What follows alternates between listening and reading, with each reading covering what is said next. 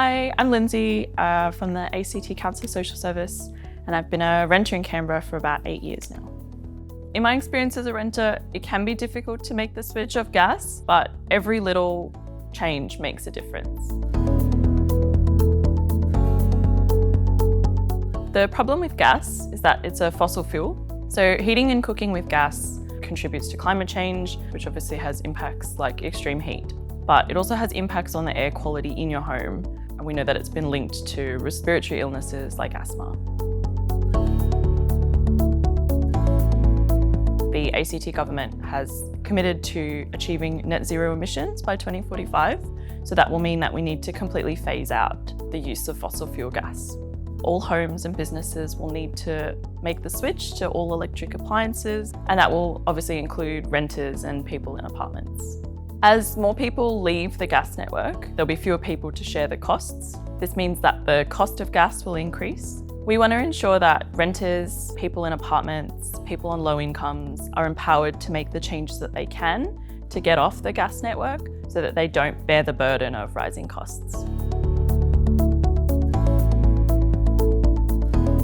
There are lots of advantages of electric appliances over gas appliances. Electric appliances obviously don't release any fumes, so they're better for the indoor air quality of your home. Other electric appliances like heat pumps for your hot water and your induction stovetop are also much more efficient than gas appliances, and they cost a lot less money to run. Electrification is a meaningful way that renters and low-income households can reduce their emissions. Eliminating your gas account would reduce your bills by about $320 a year, which is a lot for people on low incomes. And it also means that you pay only one bill instead of two. Electrification can also take advantage of rooftop solar if you already have it, and that will help to reduce your energy consumption. Some households might find it challenging to electrify. For example, renters don't have full control of what appliances are installed in their home, and apartments might have centralised services or limited space to conduct retrofits, which makes it harder to switch off gas. Landlords might also not be aware of the benefits of switching off gas for themselves and also for their tenants. While some electric technologies may seem expensive, there's financial assistance available to help with the upfront costs of switching. If you're renting or in an apartment, ideally your landlord would help you to make the switch off gas. Contact them and have a conversation. If you're in an apartment, you could collaborate with other residents or your body corporate to set up a plan to make the switch off gas. There are also plenty of resources available to help you with your plan at maketheswitch.org.au. In the meantime, there's also lots of low-cost and temporary alternatives that you can use to reduce your gas consumption. If you can't replace an installed gas stovetop, you can still avoid using it. A portable induction hot plate is a really affordable way to use the latest technology.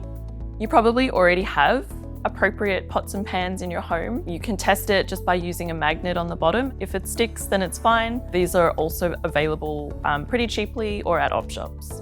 There's lots of other low-cost alternatives that can replace your gas stove, like your microwave, your air fryer, your sandwich toaster, or even like your electric fry pan.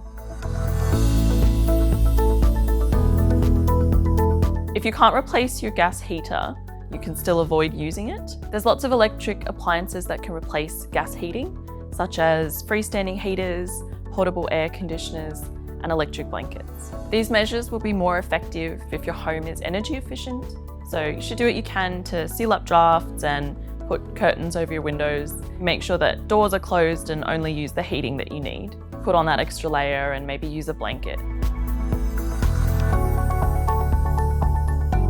There are no good, safe workarounds for avoiding the use of gas hot water. In this case, you will need to ask your landlord or your building manager to replace your gas hot water system with an electric hot water heat pump or an electric solar system.